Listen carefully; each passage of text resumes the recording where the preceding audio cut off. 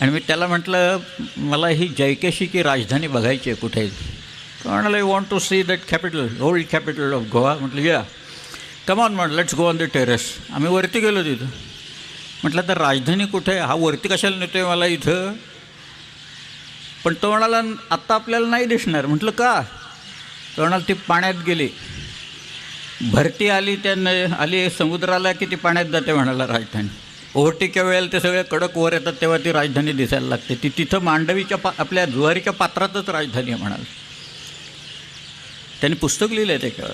तिथे एक म्युझियम त्यांनी केलेलं आहे पश्चिम कोस्टाने. हे सगळं त्यांनी मला दाखवलं.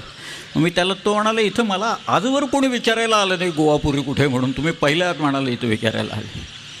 आणि तुम्ही कशा आलात गोव्यात. म्हटलं मी शिवाजी महाराजांनी इथं किल्ले बांधले गोव्यात.